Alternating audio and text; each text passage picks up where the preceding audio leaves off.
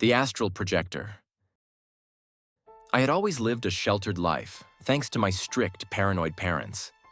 They homeschooled me all the way up to high school, fearing the dangers of the outside world. After much begging and protesting, they finally allowed me to attend public high school with one condition. I had to go straight there and back, no hanging out with friends after school. It was a compromise I was willing to make just to experience life beyond the confines of my home. Lately, I had been having some unusual dreams. I kept finding myself in my room, staring at my sleeping body. Intrigued, I looked into these dreams and discovered I might be astral projecting, experiencing out-of-body experiences without even realizing it. Fascinated by the phenomenon, I devoured every piece of information I could find about astral projection. In my free time, I practiced various techniques to hone my abilities.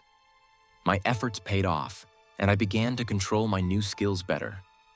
Every night, I would lie in bed and focus on astral projecting. Initially, these sessions didn't last long, as I would soon feel a pulling sensation and wake up. But with continued practice over the year, I eventually managed to stay in my astral form for several hours.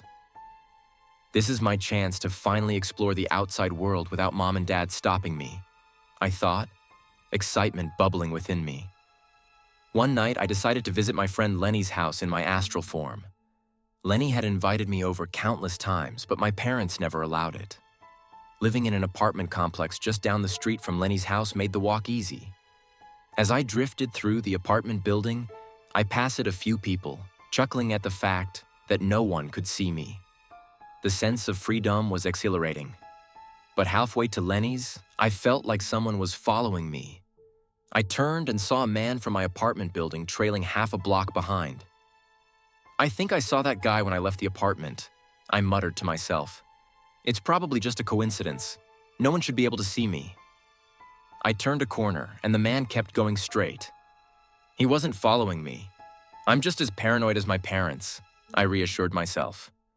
When I arrived at Lenny's house, everyone was already asleep. I floated up to Lenny's room.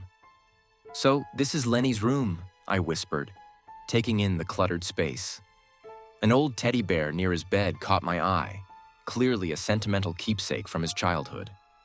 Suddenly, I felt the familiar pulling sensation and woke up back in my room. The next day at school, I couldn't resist teasing Lenny about the teddy bear. "Still sleep with your teddy, huh?" I said with a grin. Lenny looked confused. "How did you know about that?" "You must have mentioned it to me once," I replied, trying to sound casual. After the success of my first astral projection outing, I wanted more. I decided to watch the new zombie movie my parents had forbidden me from seeing. They thought it was too gory, but everyone at school had seen it, and I didn't want to be left out. That night, I went to bed early and entered my astral form. As I walked towards the theater, I turned around and saw the same man half a block behind me again. I stopped and waited, but he eventually crossed the street and turned a corner. My parents are making me way too insecure, I thought, shaking my head. I reached the theater, but it took longer than I expected. Halfway through the movie, I felt the pulling sensation and woke up. "Darn, I'll watch the second half tomorrow," I grumbled. The next night, I went to bed early again and astral projected and walked to the theater. This time, there was no sign of the mysterious man. I finished the second half of the zombie movie and decided to head home. But when I got to my room, I was horrified. "Where's my body?"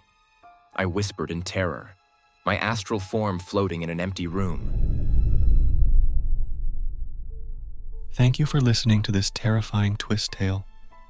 Please support this channel by liking and subscribing.